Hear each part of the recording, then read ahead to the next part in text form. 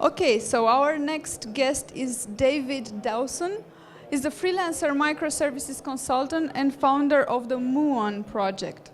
He takes his passion for design, architecture, and philosophy to all of his clients, and how he finally, amusingly says it, he drinks their coffee and gives microservices platform and systems in return.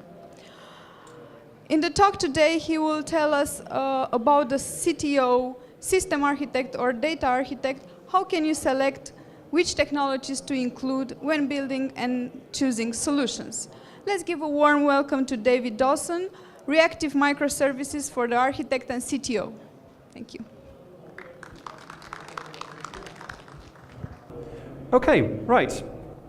So I'm here to talk to you about microservices and reactive. So I'm actually very glad that I came on after Erwin, because he laid a whole load of groundwork that I simply don't need to. Now, I'm told that this talk is maybe 30 minutes, maybe 40. I'm not actually sure, to be honest. So the way I see it, we've got lunch after this session. That's my time. So we're going to be here for at least 2 hours. So that's fine by me, and that's all that matters. So this is me. I do a whole variety of things. I work with microservices. I do a lot of work on the JVM. I've been working a lot on a whole lot of IoT projects. So right down in the electronics, and kind of working with microcontrollers and soldering is very therapeutic. I strongly recommend it. But I think more importantly for us though, I work with microservices an awful lot. So I have a question. Microservices, what is this thing? Now, most of the time when I ask this question, people actually, they respond with a whole variety of things, like, oh, it's REST, little web services, bounded context, all kinds of things. But what I've found is that no one agrees. There is no common definition of microservices that seems to make sense at all. And so, I went around, I asked all of my clients, I asked all of my partners, and just people I know in the user group that I run, and I did notice that there was some common agreement, but it was a strange one. So what people did agree on was that microservices is something to do with isolation. There's always a network. There's always some kind of splitting of the system into pieces. And then the other aspect that people agreed on is what I termed aspiration. So it's this quality of, yeah, we'll do microservices and the world will get better. We're not sure how, but it'll totally get better. And that was it. That's actually all that people agree on with microservices. Now, I'm a consultant, and this is amazing. I can sell this like you would not believe. But I'm also a technologist, so I, first and foremost, see myself as a programmer. And this is abhorrent. This is terrible. This is not something I can actually go out and tell people what to do or implement in any way that makes sense. So microservices as a word is utterly debased, and you shouldn't use it to actually try and tell people what you are going to do. You can use it to describe what you have done, or you can use it to describe your motivations, but you can't use it to describe the actual system that you want to end up with. So that's not very helpful. What's the other word? Microservices architecture. People often pair them together. So I often call myself an architect. Who else would call themselves an architect?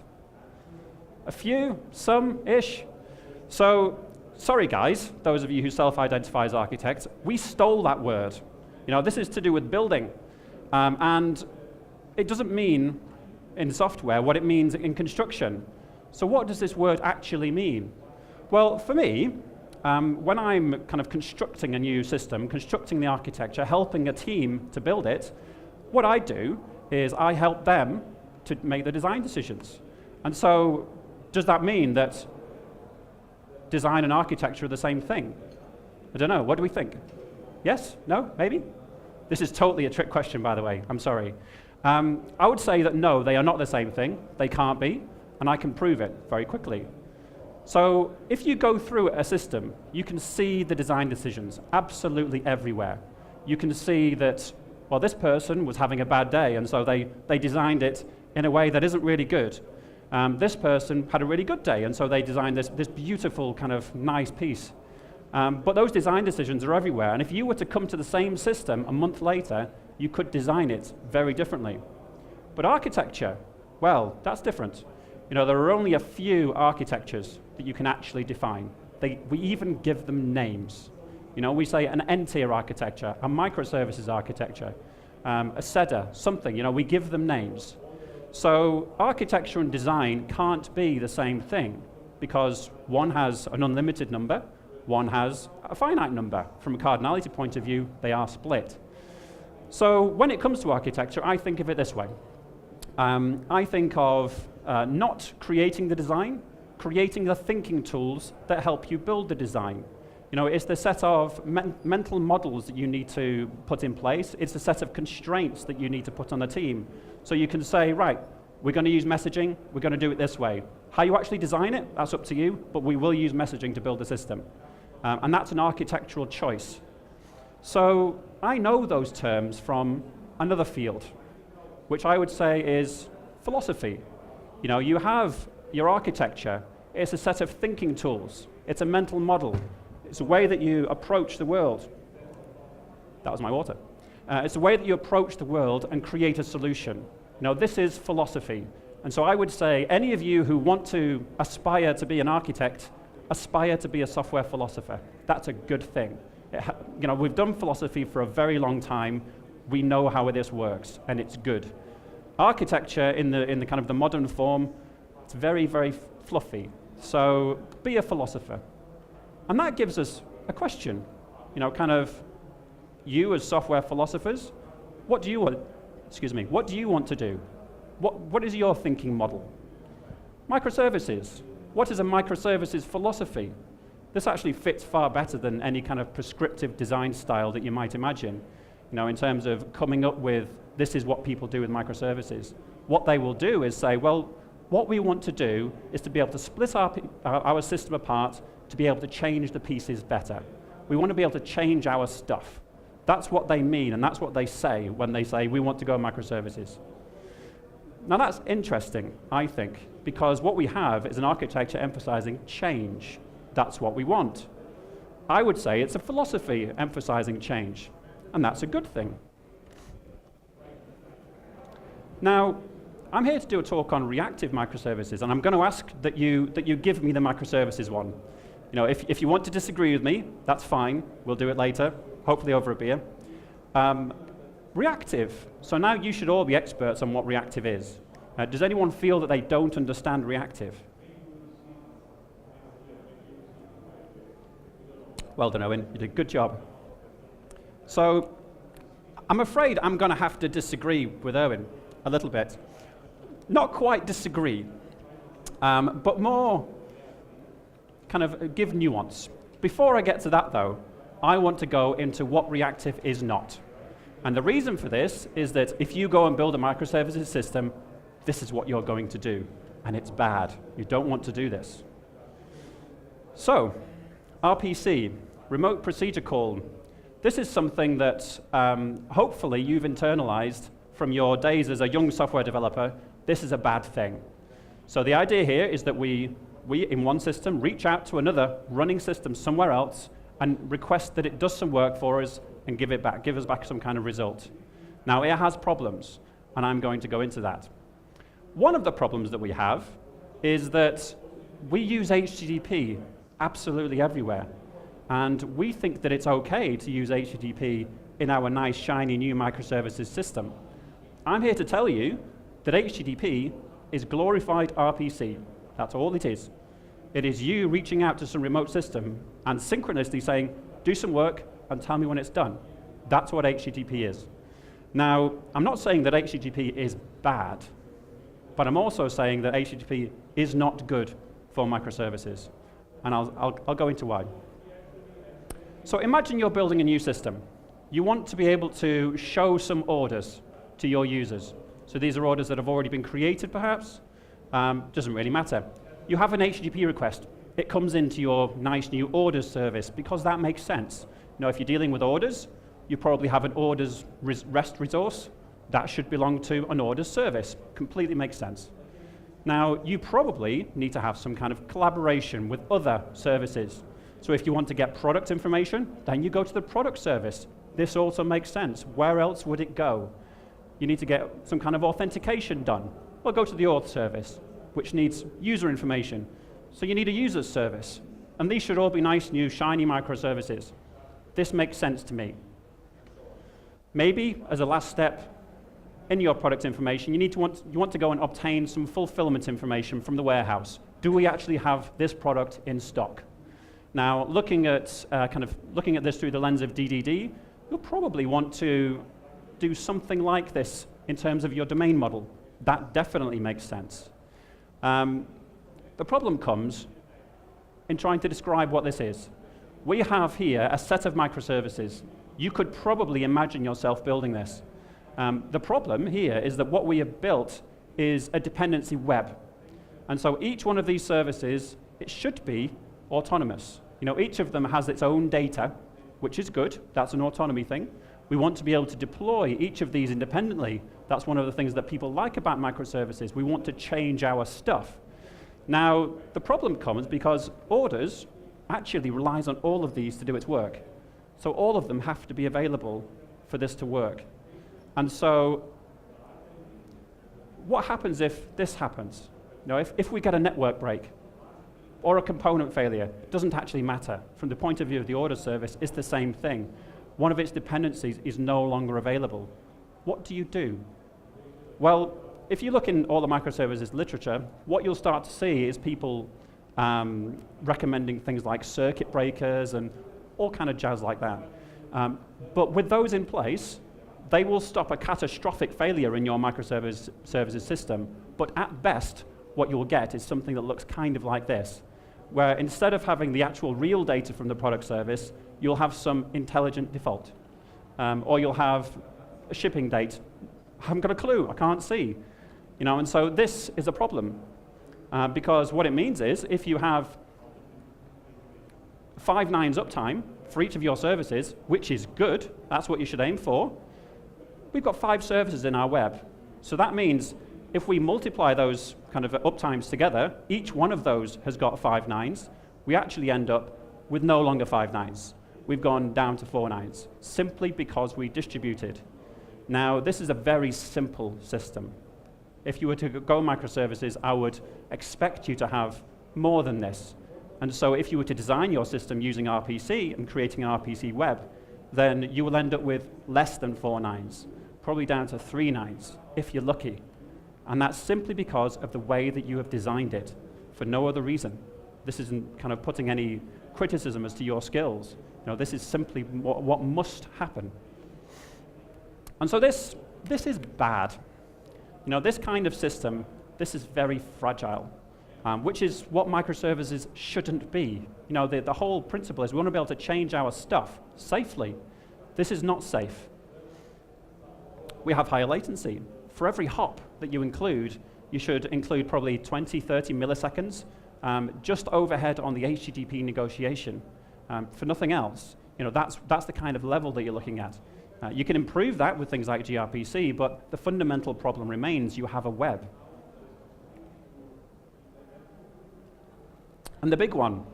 So your data, at its core, is relational. You want to be able to ask questions that involves fulfillment data, product data, and user data all at the same time.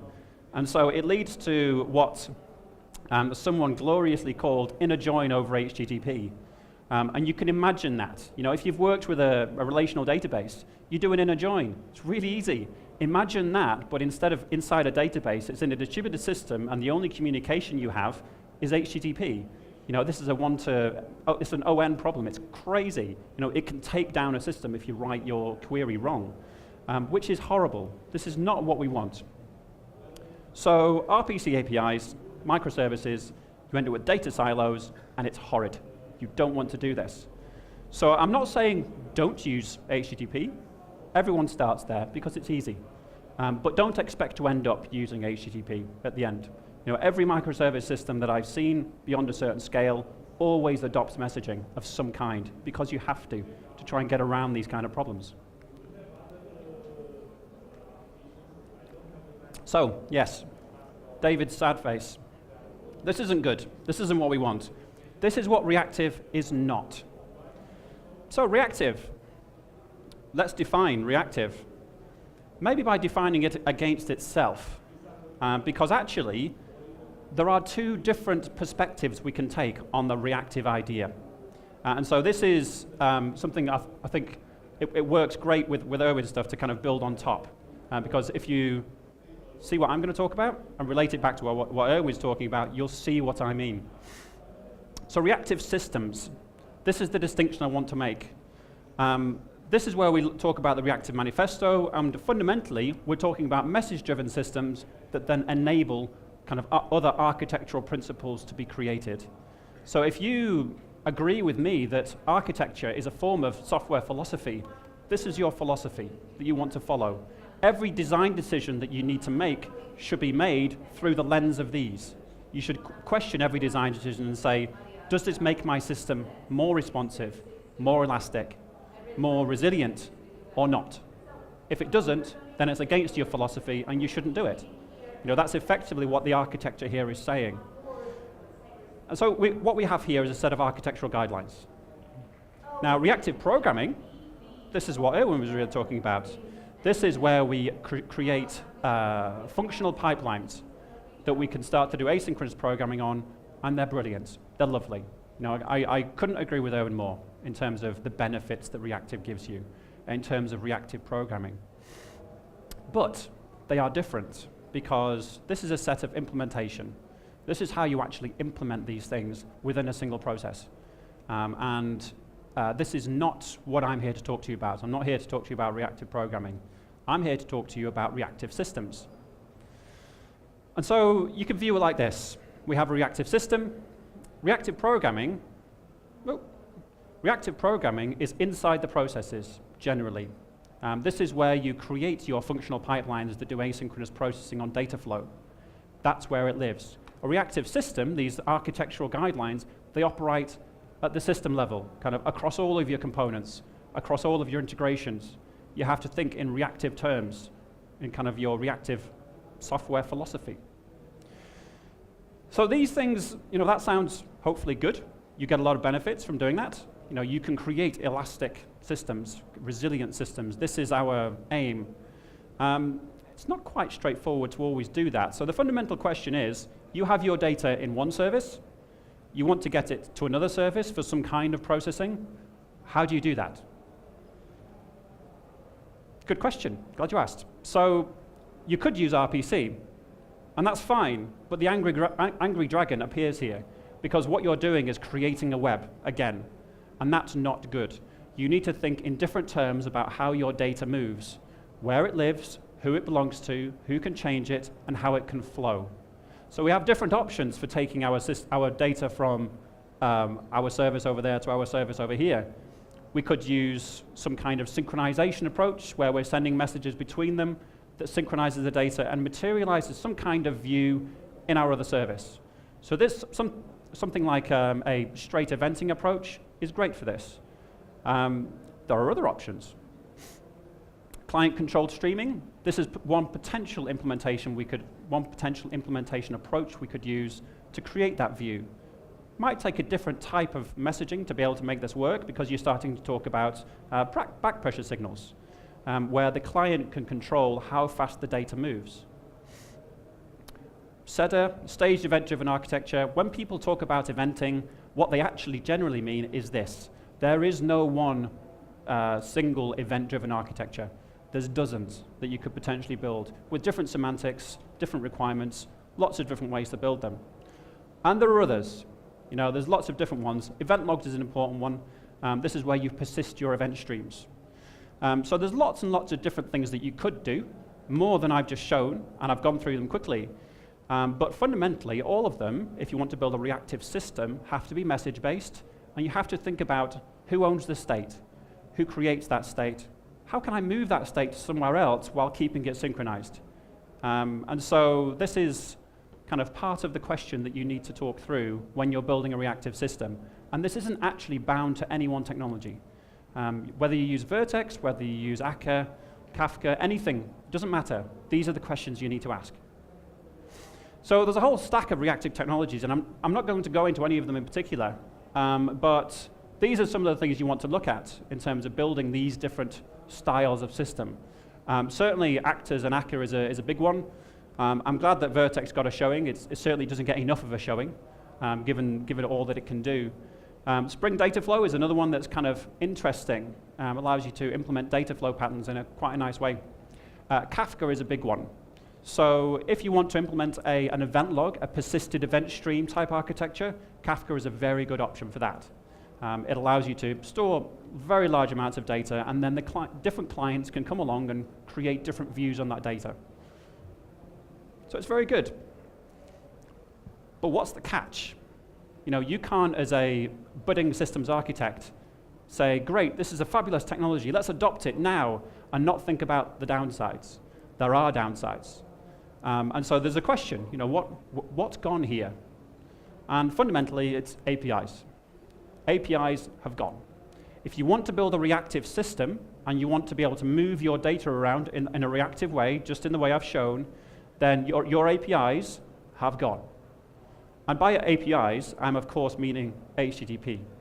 Now, I have a particular dislike for HTTP. I think that's probably obvious by now.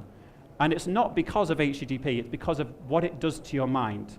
It changes the way you design, it changes the way that you think. But it's not bad, And so by APIs, in terms of HTTP, this is what we're meaning. These are the good bits, and they are good. These are the benefits of using HTTP. So if you want a way of proving that HTTP is good, take this slide, maybe make it prettier, but take this slide, and this is what you're looking at.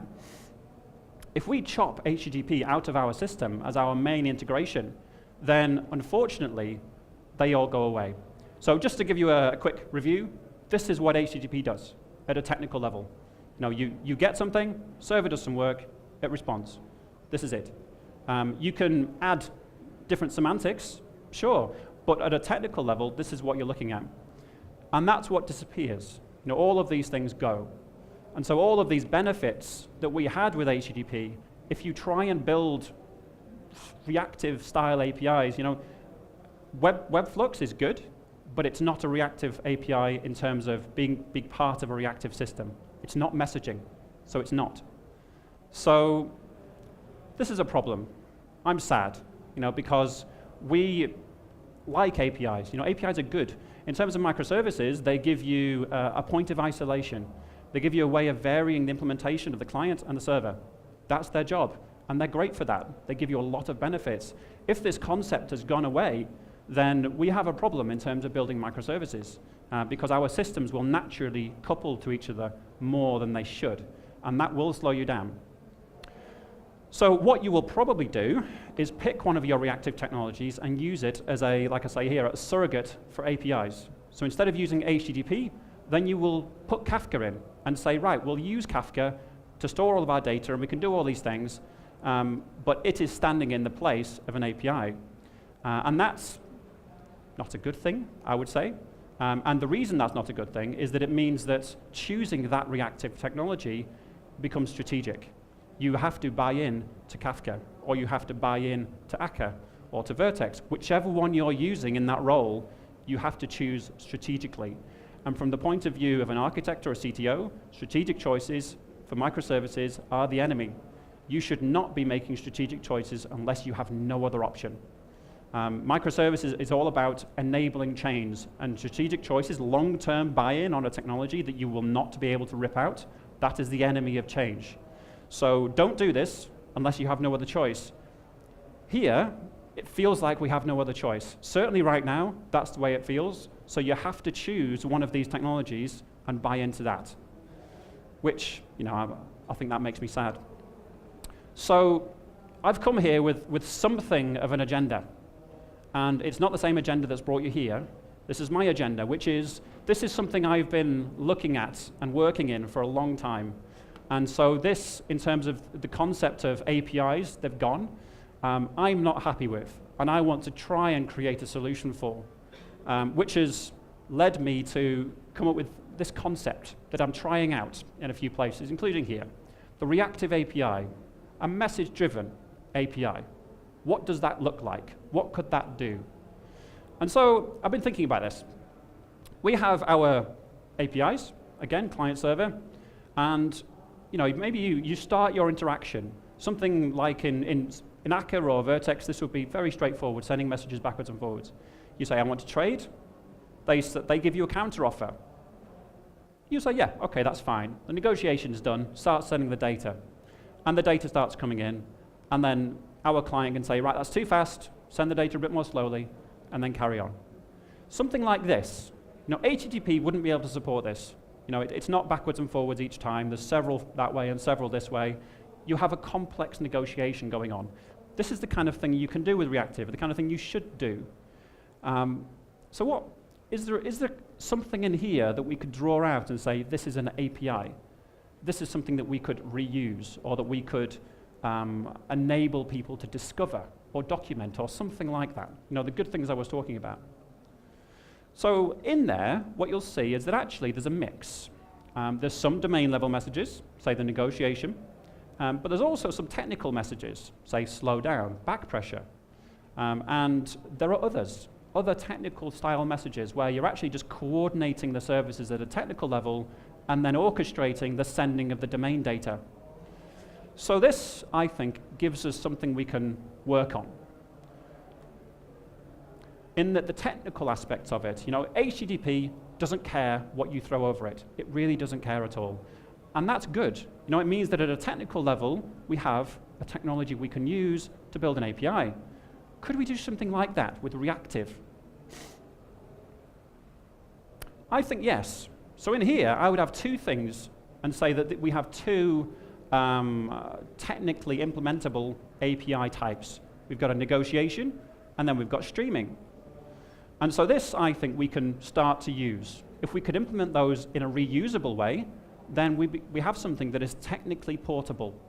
It doesn't have to be domain portable. I'm not talking about creating one single negotiation platform or anything like that. I'm saying just the technical aspects of a negotiation. Could you make that portable? And so this is the idea. This is the concept.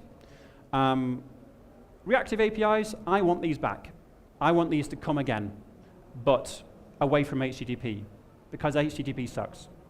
So I want these to come back again. And that's what I've been building with the project that I started with, Muon.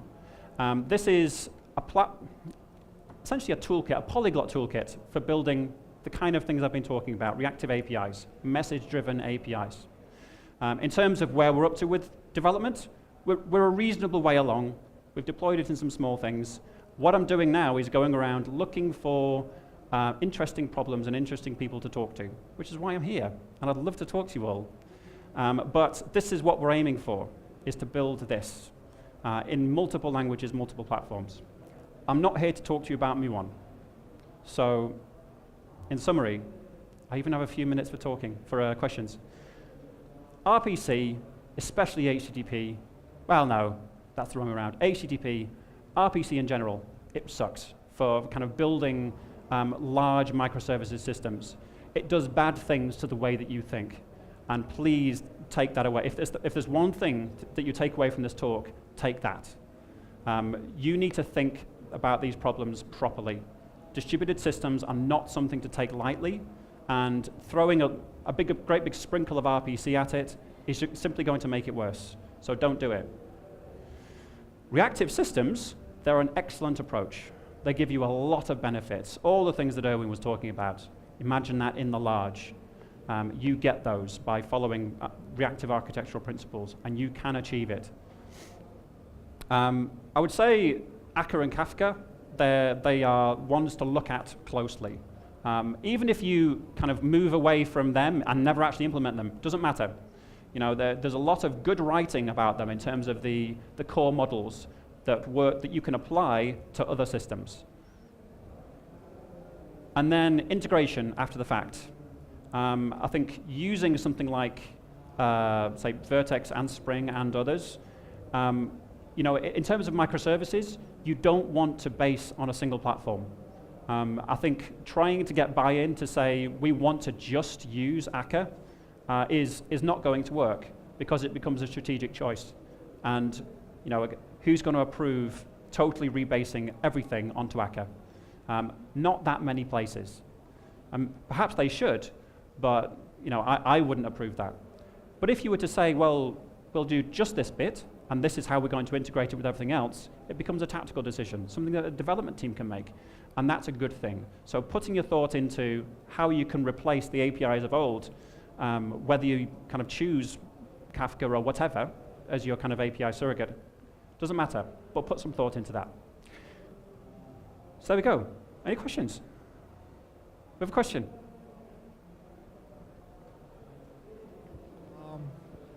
You mentioned at one point the inner join hell. Yeah. Your solution, or what, I'm not sure how to put it, is duplication of data eventually consistent?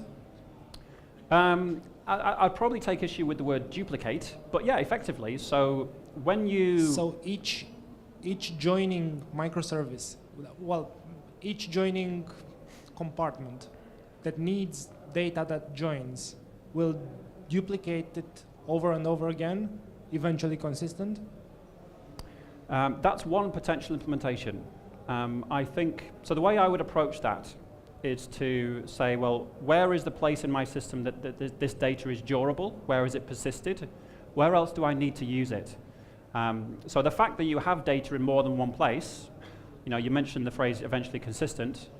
Sometimes people are scared of eventual consistency.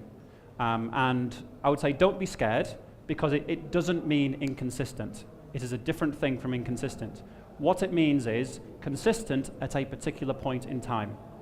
And so if you can ask a question and say, what is the answer as of 12:15 this afternoon? The correct answer should be either it is this or I don't know yet. And so it's not inconsistent if you've done it properly. It's simply consistent at a time point. So I think eventually consistency, if you've done it right, is good. What that gives you is the potential to cache, especially in memory. You can create memory caches very easily using that kind of model, especially if you wanted to do, we've got a Hazelcast man in the room. Throwing stuff into Hazelcast in this kind of approach, it's great. It works brilliantly. Data grids are a great system, and adding them in as a kind of eventually consistent set of views on data that is persisted elsewhere, that is durable elsewhere, say in Kafka, is a fabulous architecture. I don't know if that answers your question. I suspect not, but... It does, somewhat. I'll talk to you later. Yeah, please do. Other questions? Come on, guys. Ask me some questions. Or buy me a beer. It's up to you.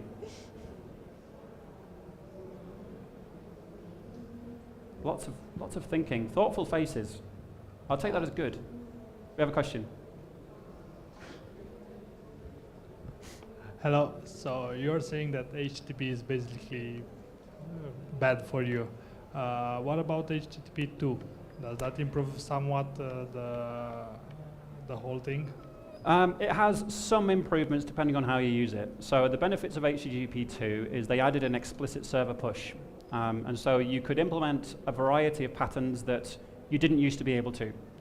I think it certainly helps, but full bidirectional communication and getting away from I'm connecting to this service and this is my dependency is the most important thing. So I mean, yeah, HTTP 2 fixes some of the problems, I would say, but more important than just saying, well, we'll swap out HTTP for HTTP 2 and all these problems go away. If you're still thinking in the same way, which is I have service A and it depends on B, which depends on C, you still have the same problem. So it's a data architecture problem, really, not a communication one. Okay, thanks. Okay, thank you very much. Thank you.